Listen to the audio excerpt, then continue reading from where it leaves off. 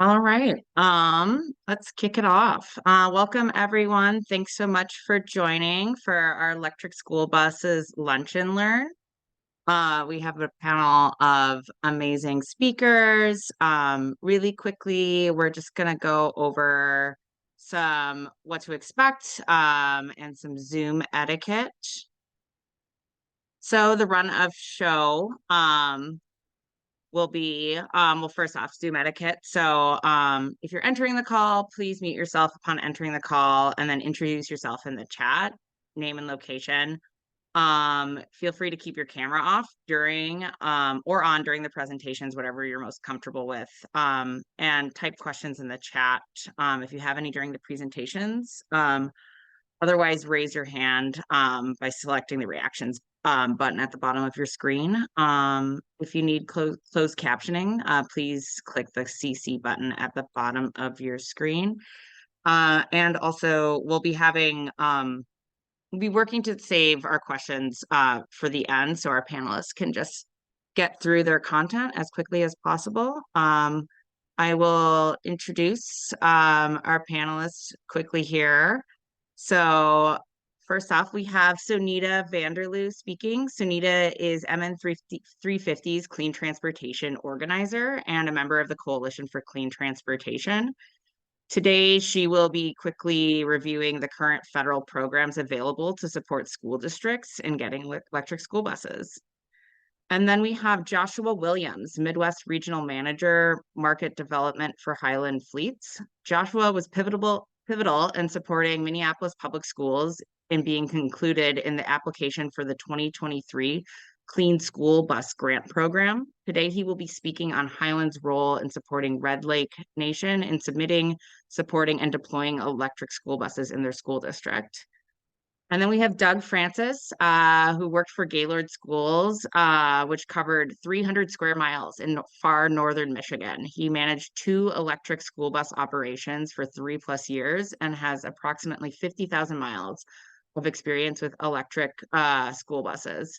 And he's managed and operated electric school buses in extreme weather conditions, so -15 degrees Fahrenheit to 95 degrees plus Fahrenheit, so extreme hots and colds. Today, he will be speaking on his experience in rural Michigan, the lessons he's learned, and how he's made electric school buses work in his rural community. And finally, we have Dr. Dan Trajano. Dan has over 25 years of experience as a physician. Dr. Trajano is also an adjunct professor at the University of St. Thomas and the University of Minnesota. He has worked on advocating for electric school buses for 4+ years with his partner and community. He's a board member of Health Professionals for a Healthy Climate and works with multiple groups such as MN 350 and the 100% campaign. Today, he will be covering the health impacts of electric school buses and what it takes to get an application through the door. And with that, I will pass it over to our first speaker, Sonita. Why don't you take it from here, Sonita? Awesome. Oh, thank you so much. Okay, so thank you everybody so much for coming today. I don't want to take up too much time because we have a phenomenal lineup of speakers. But I'm just kind of going to go over briefly the current available funding that is deployed through the federal program, which is the EPA's Clean School Bus Program. This has been deployed through the Infrastructure Investments and Jobs Act, which was passed by the Biden administration in 2021. So this was seen as kind of the largest climate bill yet that we've seen, which has been really exciting. And then through that act, the Biden administration allocated $5 billion to help support and electrify the United States school bus fleet. And so the Biden administration allocated that money to the Environmental Protection Agency, which the acronym falls into EPA. They gave the EPA that $5 billion to spend over 5 fiscal years. So those fiscal years are the school year, and it runs from the fiscal year 22 all the way to the fiscal year 2026. And with the idea of that is that with $5 billion in 5 fiscal years, they will be spending about $1 billion per year. And so I'm just going to quickly kind of go over what funds are available. And I would love to already kind of right off the bat state that right now the EPA has their Clean School Bus Rebate Program open, and the application closes for that on January 31st. And so all school districts in Minnesota have a shot at this, but it's really important that we get those applications in. So the first slide I have here is kind of just some of the reasons why why it's beneficial to have clean school buses, which our speakers will get into more. But for example, there's cleaner air, it helps the environment, there are cost savings, and also it improves students' attendance and achievement. So again, this is kind of what I've already gone over. And just to kind of give a map for you all, the EPA kind of announced their rebate program in the fall of 2022. So that was the first round of the rebate program. That was open and then closed at the end of 2022. And then in the spring of 2023, the EPA opened their Clean School Bus Grant Program. That was open for the summertime, and then that closed. And then now we are in the third funding opportunity, which is the rebate program being opened for the second time. So just to kind of go over the difference between the rebates and the grants, the application processes. So the grants are longer and more detailed, and the applications are submitted through grants.gov. Meanwhile, the rebate program, which is open right now, is quick and simple, and applications are submitted through the EPA's portal. The selection process is different for both. The rebate program is generated through a lottery process. So basically, the more Minnesota names we get into this lottery, the higher chance our state collectively gets at being selected. Because remember, we're competing with the entire United States. It's not just within our state. Meanwhile, the grant program is individually, each grant application is reviewed by staff at the EPA, and they have a scoring metric, and that is how the selectees are selected. And the bigger difference as well between the grants and the rebates, as you can tell with the dollar signs next to them, the grant program, because it is more detailed, there is more funding attached to it, but you also have to provide a pretty robust application. But there are lots of organizations such as Highland Fleets that help support school districts in this. And then the rebate program is a lot quicker of an application. However, there is less money tied to it, but still either one is a really fantastic tool for school districts to utilize while we have it. So just to go over really quickly how Minnesota did last year for the rebate program, we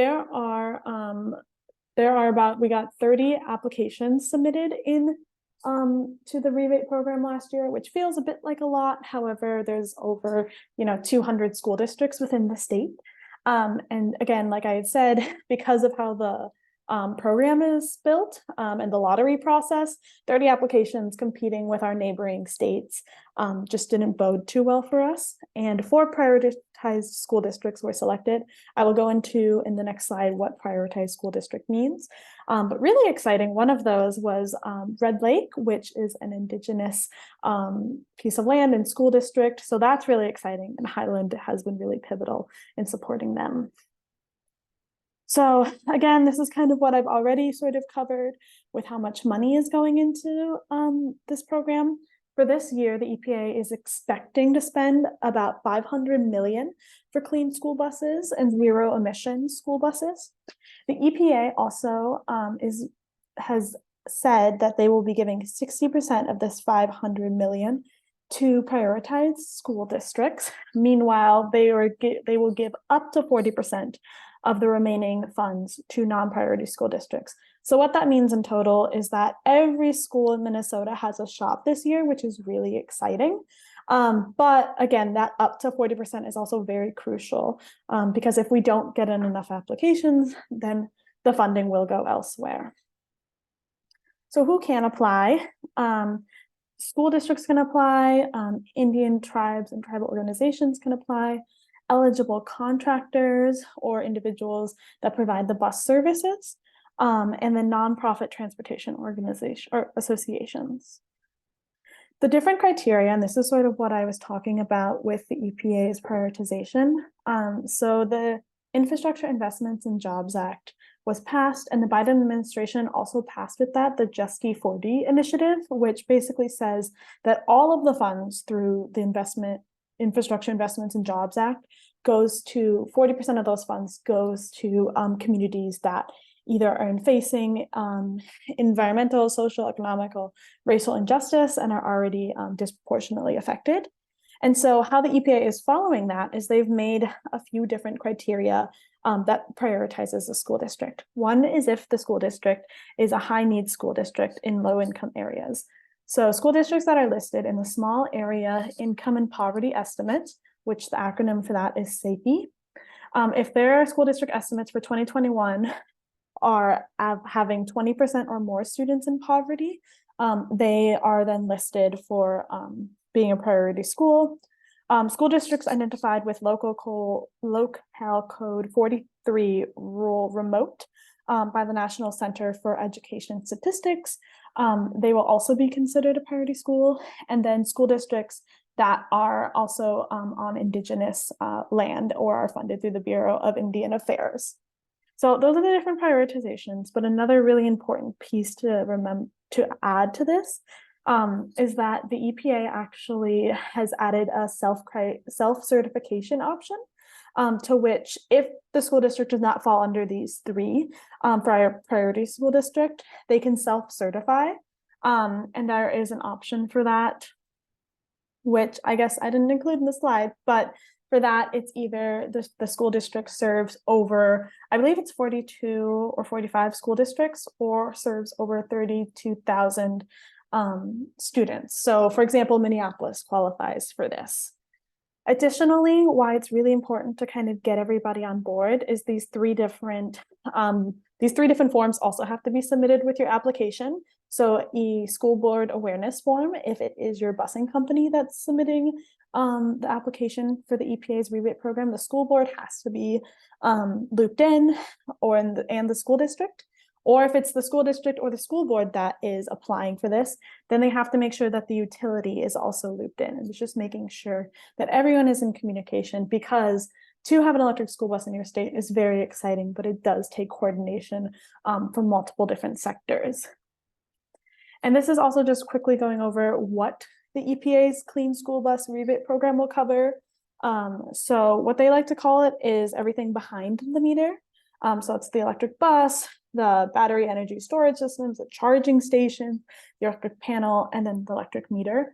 But then the stuff that is front of the meter, that is on the utility. And that's why the previous slide has that utility agreement form. So this funding does not cover the utility distribution network or the transformer.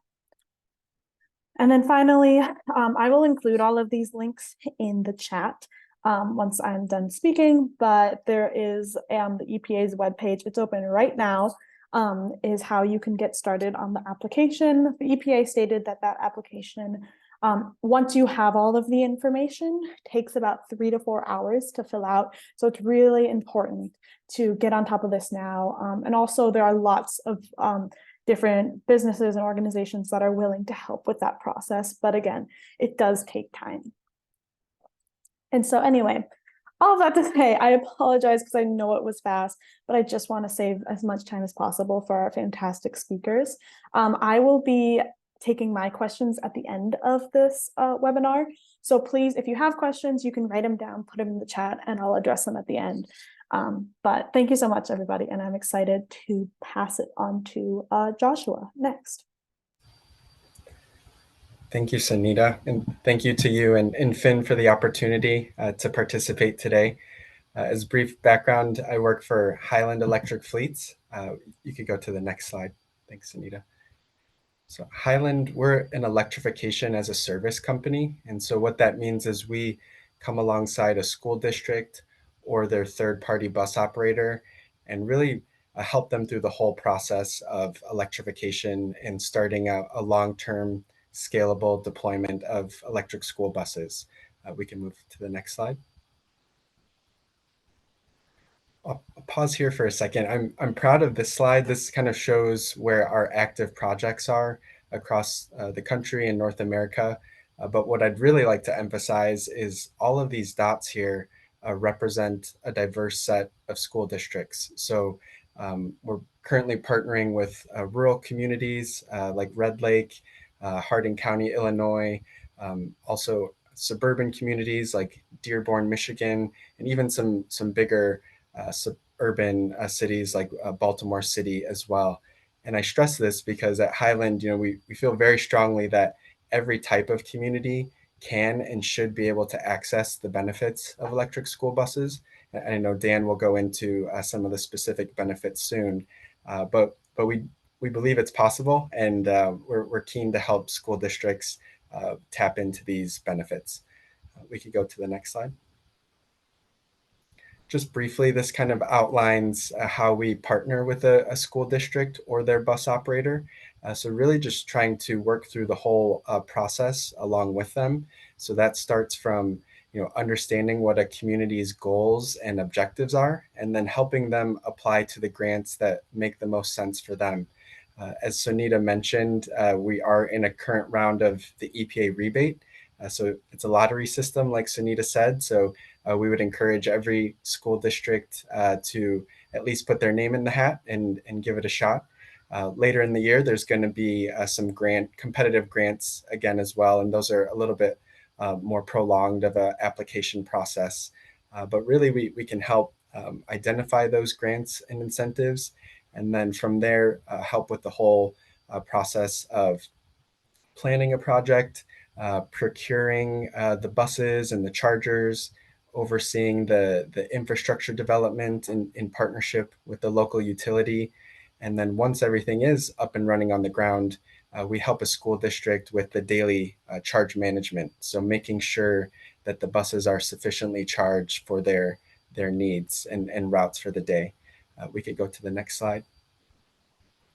Just briefly, this kind of gives a visual for Highland's public-private partnership.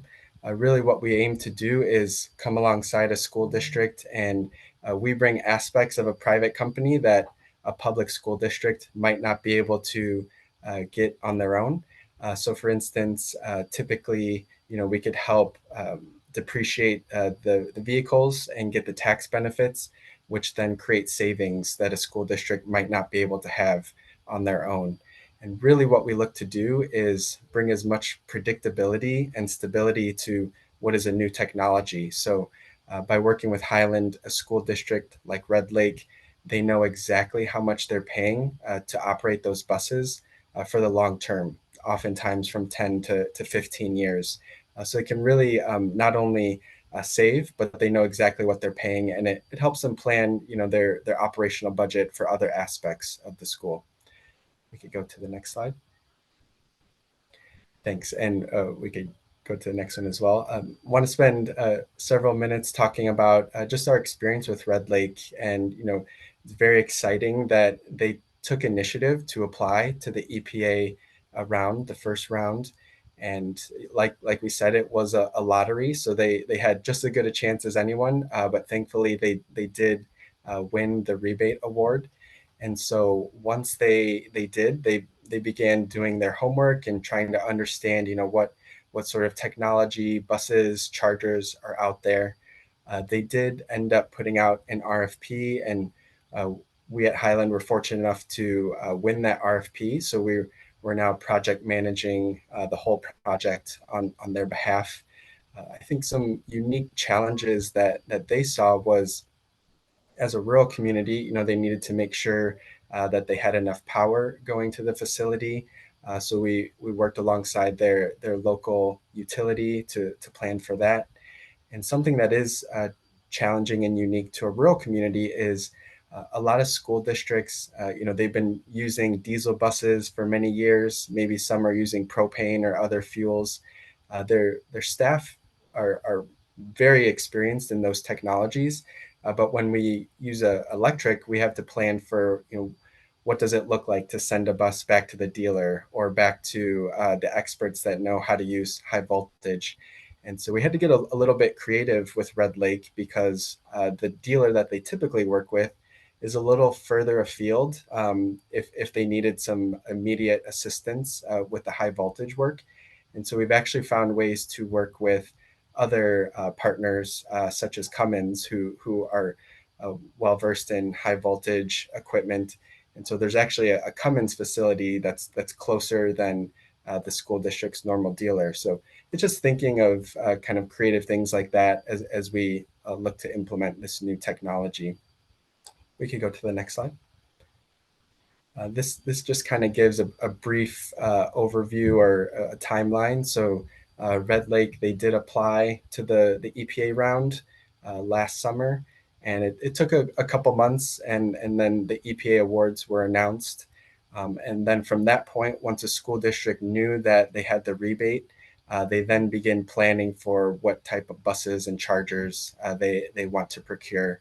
At that point is when we at Highland started working with them, and we were awarded their RFP to then project manage everything there on out. So very excited to say they put in their bus order not too long ago in September.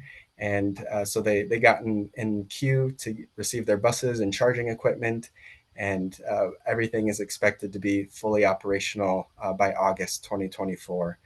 So that just gives you a sense for the timeline. You know, there is some planning that is involved as far as putting buses and chargers on order. So I think this is a good illustration for how other school districts could plan. And then just briefly to finish up, wanted to mention, if you are interested in EPA, it's very important to make sure you have an updated sam.gov account. That oftentimes can take several weeks to refresh. So you want to get on that as soon as possible. It's also worth mentioning that because this is a new technology, sometimes school districts do need extensions, and EPA is very generous to work with school districts and help them find the timeline that works best for them. So a shout out to the EPA Region 5 staff who are very willing to come alongside the school district. And lastly, I would just say, definitely want to talk to your local utility, whether it's Xcel Energy or others or a local co-op. Just start talking to them as early as possible to plan for the capacity and power needs of your local facility. And I think with that, we could move to the next slide. Just briefly, one last visual. So by working with Red Lake, they are still using their district drivers. And then Highland, we come alongside to simplify all of the components of the electric fleet. So it really is a partnership alongside the school district. And I think with that, we could go to the next slide. Talks about community benefits, but I'll save this for Dan because he's very well versed at the benefits. And I think with that, if there are time for questions, happy to take a few now, or we could wait till the end as well. But thanks again for the opportunity to participate.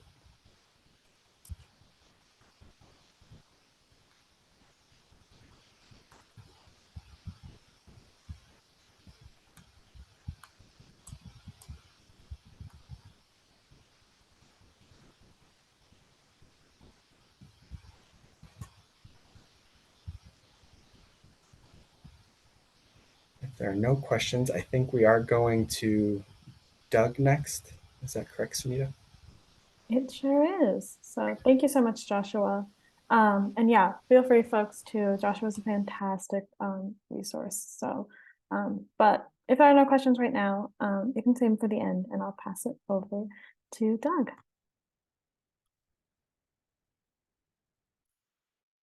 Are you ready?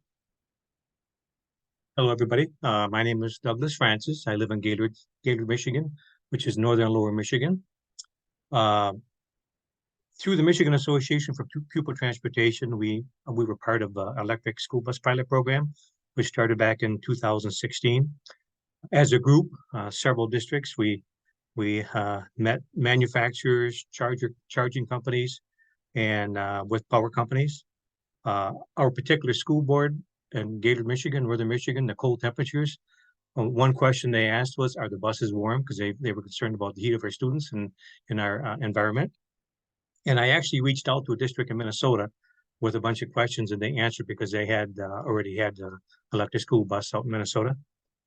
Of course, now there are several brands of electric school buses. Gaylord's electric school buses were used for the Michigan State Police to review and consider changes for the inspection program for Michigan. And there were very, very few changes that had to be made to meet Michigan's or modify Michigan's school bus program. We were the first, Gaylord was the first district in Michigan to receive electric school buses, and that was December of 2019. And of course, we had them on the road in January of 2020, and we were on the road about 3 months, and COVID stopped us. We chose Alliant electric buses because of the construction, and I mean battery locations, in particular the drive motor where it was located, and the heater. Again, we were concerned, our board was concerned about the vehicle being warm for passengers. I can say also that our school board and our superintendent were very, very supportive of this whole project. There was a slight learning curve for the drivers. When you drive, electric vehicles have a regen system, but we never experienced traction loss or slippage as the vehicle went into regen. And of course, for the technicians, me being one of them, we really developed a relationship with our vendor, and I think that's going to be an important thing for everybody, that you, whatever brand you choose, that you have a good working relationship with a vendor, and when you find a good colleague to discuss issues, you save their number. Heat has never been a problem for our buses in operation. You know, we have a liquid cooled drive motor, and electronics are liquid cooled. And speaking to people around the nation, heat has never really been a problem as far as electric school buses. Cold has some challenges. We have a diesel fired heater maintenance that we have to do.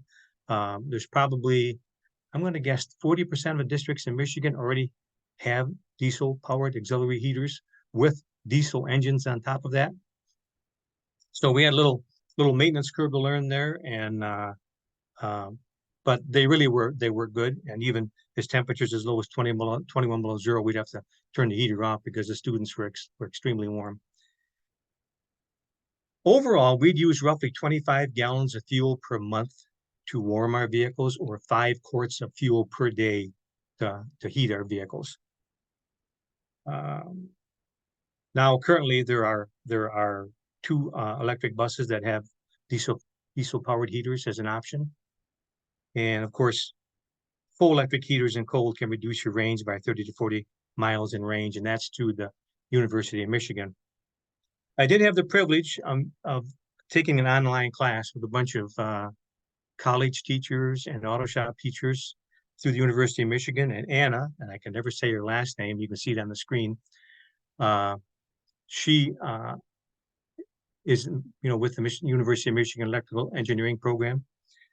It was late August, and it was a 4-day class. Unfortunately, I missed the first class because I could not log in. There were 30 people in person, and probably 25 of us that zoomed in. Very, very good class. A couple of things that we learned: electric school buses are 3 times more efficient than diesel, and 2 times more efficient than diesel powered heaters such vehicles are. I continually talk to people across the nation, and there's not a one size fit for all, and there's probably not a perfect brand for everybody, because everybody has their own brands or their own favorites, and it sounds like they're all working and they all have their own little issues. About a month ago, I participated in the State of Washington webinar, just like this here today. And fortunately for us, we were way ahead of the game, being, pilot program from Michigan several years ago. And it's nice to be able to talk to people and help people along in this project. There's been talk about V2G, vehicle to grid, or V2B, vehicle to building. And it may not, there's not a right for everybody, depending on how many miles you drive your vehicle, and maybe temperatures. And so every situation is different. That's got to be considered, I think, for every school district. And one thing to remember, batteries do have a life cycle, which is normally with an 8-year warranty or 4,000 recharge life cycle. But University of Michigan tells us there really are some changes coming up on that.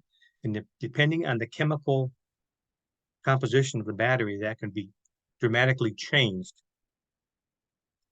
Next slide, please. This is, during the webinar, I took some pictures with my smartphone. that I thought I'd share with somebody, and it's 30% less labor needed for EV manufacturing. And you can see Economic Policy Institute that based on public comments for auto, that's 30% less. How EVs are reshaping labor markets, IEE Spectrum, that's 30% less.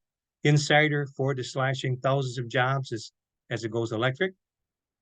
So I understand why maybe our UAW workers had some concerns and issues with their contracts, because it looks like we're gonna, it's 30% less labor to build electric vehicles. We go next, please. And another chart that I thought was interesting, and materials be domestically resourced. Well, the U.S. does not currently have enough material supply to meet sustainability goals. We have one mine, cobalt mine in Idaho that harvests a minimal amount of cobalt for batteries. Most of the natural resources that we have, it's on Native American land, and it takes roughly an average of 16 years to get permits to harvest these minerals. So as it stands now, most of the minerals come either through China or from China. And that's really all I have to say today.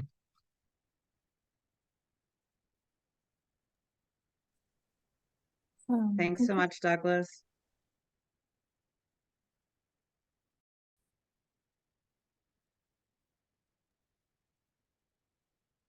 Well, I can go, and then we can hopefully take some questions at the end.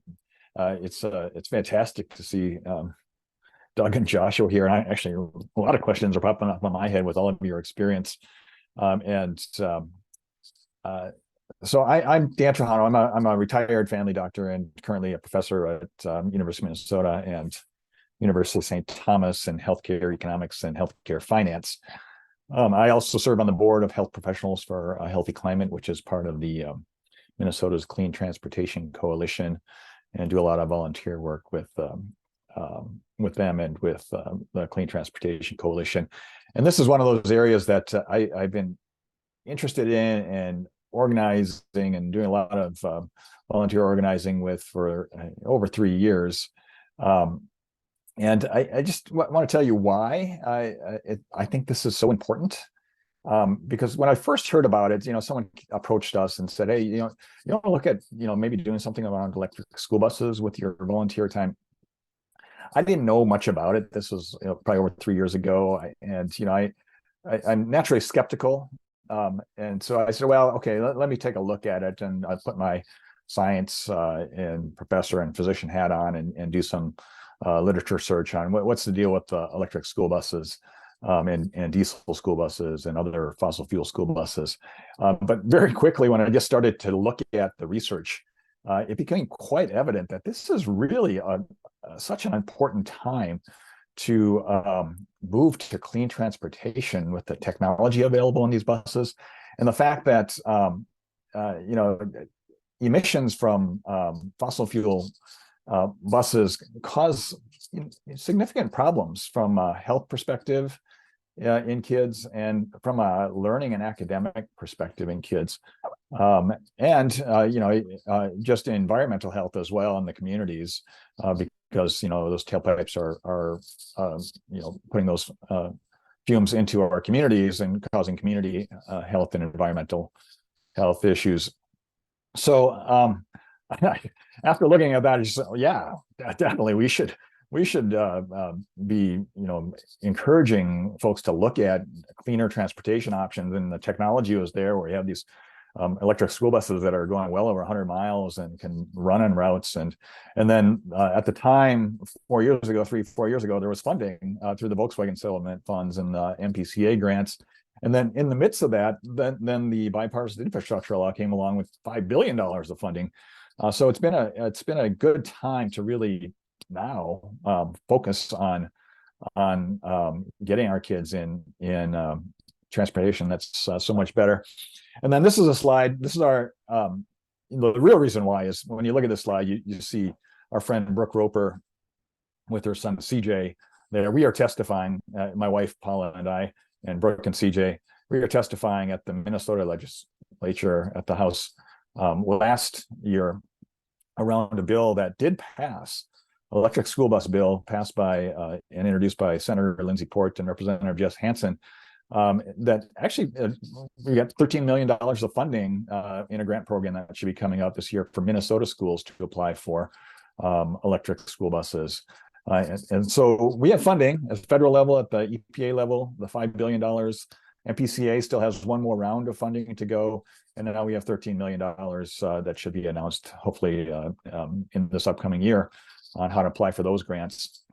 And it's great to have Doug here. If you go to the next slide, because he comes from Michigan, and just like the Big Ten football standings, Michigan is number one. And hopefully get that slide up. But this slide I put together a while back, showing how well Michigan is doing in adopting electric school buses and funding. I don't know, Finn, if you can get that slide to display again. But in that first $1 billion, nearly $1 billion that was given out last year for the EPA rebates, Michigan got 54 million of that funding awarded to them for 138 electric school buses. Illinois, Wisconsin, even Iowa and South Dakota had a lot of buses that were awarded. And this looks a lot like the Big Ten standing in football today, where Minnesota, we made a bowl game, but we're not we're not really at the top of the list like Michigan's 9-0 performance today. And so this could be a Big Ten football standings, but this is actually the electric school bus awards that were given last year by the EPA, where Minnesota, I think as Cynthia pointed out, we were awarded 4 buses and 1.6 million compared to Michigan's 138 buses and Illinois' 124. And I know, Josh, you have been involved with grant awards in these other states as well. So it's great to have Doug here sharing that sort of story with Michigan and rural Michigan, where you have 17 inches of snow on the ground here this week, and those buses' performance over the past 4 school years. It's such a great story, a testament to the benefit of these things and how they can operate. And Joshua, that 1 million miles that Highland is in their fleets they're helping manage, the 1 million miles of experience. So I think we are now in sort of prime time that this technology is there. It can run in schools all over the country and all over Michigan. And I do want to focus, though, particularly on the why, and that first slide with Corey. Corey actually has asthma. Brooke was testifying with Corey. He has asthma. He's been hospitalized with asthma, and last year he was in kindergarten, and they had him on a field trip on a diesel bus, and he came back and not breathing right. So it really spooked Brooke and their family about Corey riding on a school bus. And we do know, if you go to the next slide, when I looked at the literature research, it was exceedingly obvious that diesel emissions, fossil fuel emissions, this is settled science. They are damaging to airways, they get into the bloodstream. Those particulate matters get in the bloodstream. They can cause cardiovascular disease. They cross the blood-brain barrier, cause cognitive problems. And they're known carcinogens, and they actually have done really good randomized trials with school buses, and kids exposed on school buses to lower amounts of diesel emissions do significantly better academically. They have 8% lower absentee rates. Their health, their respiratory health, their aerobic capacity testing is improved. Their actual pulmonary function test, the medical test, and the pulmonary inflammation test, the exhaled nitric oxides are better. And that is particularly true with kids with asthma like Corey has, which is the #1 chronic disease of children. And so if you have a bus full of kids, it is exceedingly likely that multiple kids on that bus have an underlying diagnosis of asthma. And if those are fossil fuel buses, they're breathing things that can irritate those lungs and lead to illness and God forbid, hospitalization from that lung irritation. We focus on climate because we know the environmental health impacts are huge, and getting rid of fossil fuel burning buses is actually going to have some significant impact, 5.3 million tons once we replace all of our US bus fleet with electric on an annual basis. You'll see a lot of impact. And then we touched on the economic benefits, and I've seen this, and I've the Michigan experience contributes to this. They're seeing anywhere from $4,000 to $11,000 in decreased operational maintenance and fueling cost for electric versus running diesel buses. You guys mentioned the vehicle to grid, and I saw that's not just theoretical. It's actually being used in New York and in Beverly, Massachusetts. They've done the study on it for 2 summers. They're actually in Massachusetts selling about almost $12,000 of electricity, peak demand electricity, back to the utility company every summer for every bus they're plugged into that vehicle to grid. And that is it's such a great opportunity to use those buses, not just as revenue, but actually to support the grid during peak demand, and charge them up on the cheapest and greenest energy we have on low demand overnight. And then when we have the peak demand, and when we normally turn on those fossil fuel peaker plants, you can use these buses to support that, so we don't have to use those high cost peaker plants as often. And in Beverly, Massachusetts, they're earning almost $12,000 per bus per summer in additional revenue for those schools. And obviously, Sunita went through the rebate program and the grant program through the EPA. There are other opportunities, including the Minnesota opportunities with the Volkswagen settlement funds, and one more round of that. The $13 million we got passed last year, which is exciting. We know that schools like in Missouri are using USDA, in rural Missouri, using USDA grants to fund electric school buses. We know that there are partnerships with utility companies throughout the country that are helping fund them in hopes of using those batteries. And we also know that the Minnesota Public Utilities Commission is working with, I think, Xcel and Otter Tail Power. I think an article I saw is that they're talking with Xcel about funding 30 buses for a transportation company in partnership with the utility. So we should hopefully see some news on that. And there may be opportunity for you, if you guys are in Xcel territory or Otter Tail Power Company, to talk with those utilities about, hey, what's going on here? Could we be part of that? And could you help purchase these clean buses for our kids? So I'm just delighted that you guys in Michigan are so willing to help.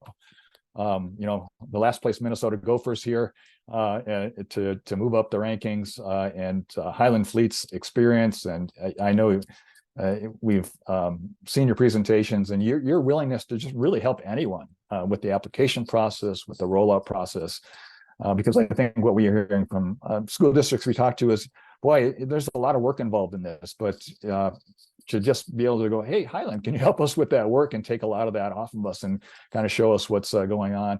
I know there's other companies that are doing the same thing. We have a friend with Kimberly Horn in Lakeville that I know they're working on the rollout in Virginia with hundreds of buses there going out. So there is help out there, and I don't have any conflicts or financial interest in any of these companies. So, but if I were a school, I would recommend look at this. It's an important kids' health and academic and environmental issue, and if you do the financial feasibility, it actually might be a financial win for you as well. But I'd work with the companies that are out there if you really don't have capacity to do so, and our Michigan folks are so gracious and willing to connect with our Minnesota folks as well. So I'll pause there and maybe turn it over to Sunita or Finn to moderate any questions that people might have. Yeah, thanks so much, Dan, and thank you, Doug and Joshua. What a wealth of information between the three of you.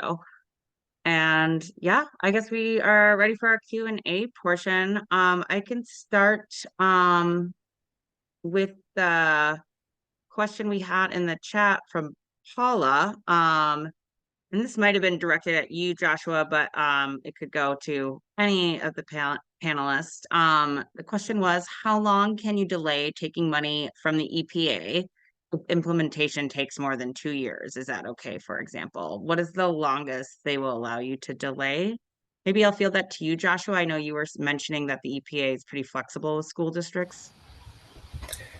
Yeah, they are flexible. Thanks, Finn. It's a good question. I know in the case of Red Lake, they asked for an extension a couple of times, and I think it's important to highlight that school districts, school administrators, they have the lead on a wide range of issues, everything from transportation to health to mental health to curriculum. And so I think EPA does recognize that there are times when school administrators need to focus on other things. So typically the project length is about 2 years, but like we said, if you need an extension, usually those extensions are a month or two, and so you kind of get a bit more time to place a purchase order, things like that. I know EPA is also very cognizant of just supply chain issues, whether it's with the bus or transformers, things like that. So I think we're very grateful that EPA is flexible and can adapt to the needs of each school when needed.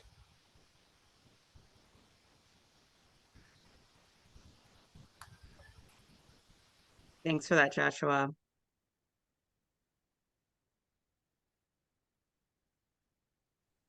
I had a question. So saying, I know, Doug, you mentioned that in the colder, like that these buses do really well in the colder temperatures. I know I have more experience with like transit bus electrification, but I know when Duluth was electrifying its transit fleet, there were concerns about hills. And Joshua as well, you've worked with in multiple states.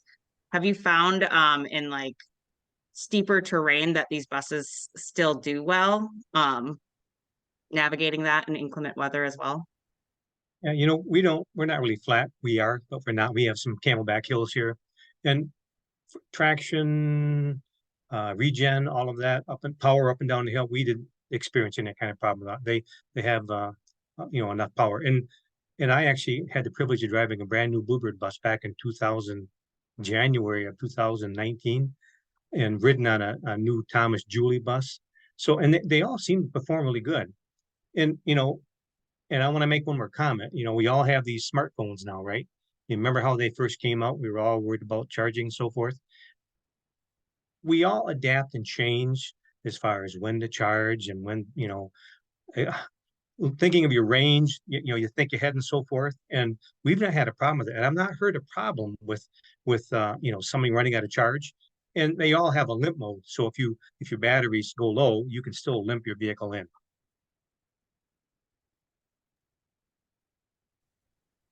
Yeah, I have a question, Doug, and it's so fantastic to hear because like Gaylord has such a great story, and there are actually several Michigan, because I've been on the webinars with Michigan, that several Michigan communities that have sort of championed this, and obviously the football helmet slide. You guys are doing so well. So what are the I don't know your experience in Gaylord or with your colleagues in Michigan, as you try to champion this. Hey, we should get electric buses. What kind of challenges in the school or the community or the drivers or the operators, did you run into significant challenges, and how do you overcome that? Well, back in the early 70s, Otsego County, Michigan, the county I live in, we were the top second or third of natural producers of oil and natural gas in the nation. So we have a fossil fuel community big time. So we got a little pushback on that. And actually we had a board member that worked in the fossil fuel industry. But our superintendent was really pro to this. He actually used, electric snowblower at home, for small storms and so forth. And you can see by our numbers, the districts that received electric buses. And I think a lot of that's from the pilot program that we had, and I think was very successful that we had. We did use 2 different brands of electric buses. Most of us chose Lion at that time, but again, now there are several brands, and they've all made modifications, and I'm sure have improved since we purchased ours, which is probably old technology already. Yeah, so the superintendent played a critical role in sort of saying, Absolutely. yeah, we should champion that. How about the school board? Did they have any sort of champion of this, or anyone on the school board more skeptical of it? The only concern they had was heat. Was the vehicle going to be warm?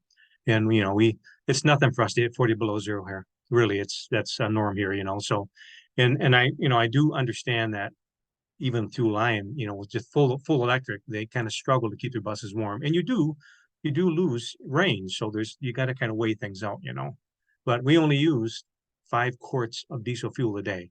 And, the average Michigan bus travels 70 miles a day, and that's 7 miles a gallon. That's what, 10 gallons a day of fuel just to move it, not try to heat it, So I think even if we end up with just, diesel powered heaters, that's still a significant reduction in fossil fuels.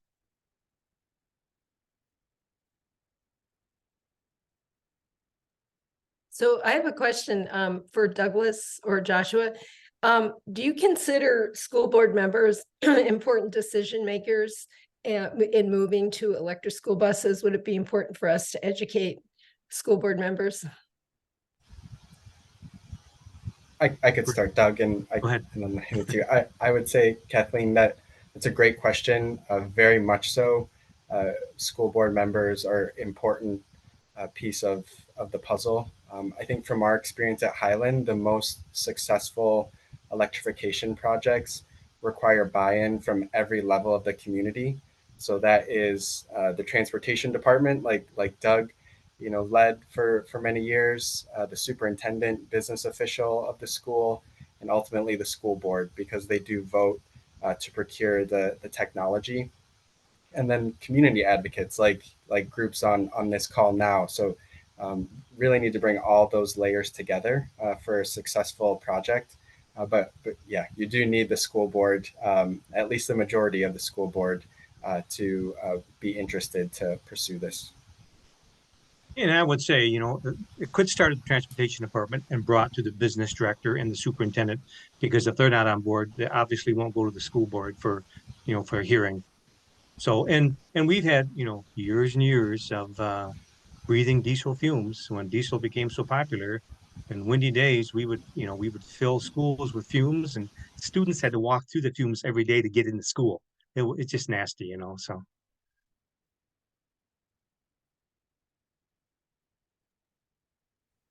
So what do the drivers think?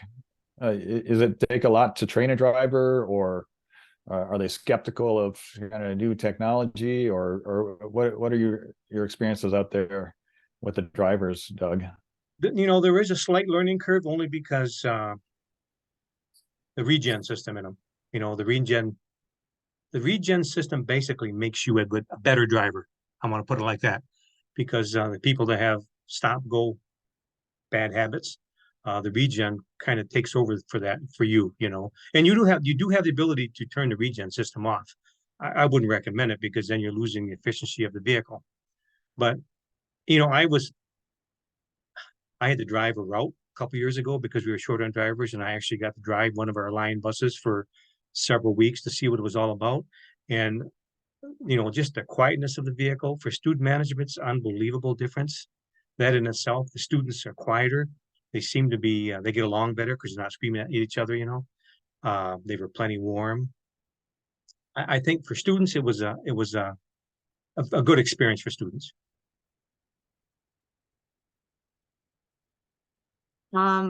We do have to wrap up. Paula, I see you have a question. I super encourage you to reach out to Doug, Dan, Sunita, or Joshua.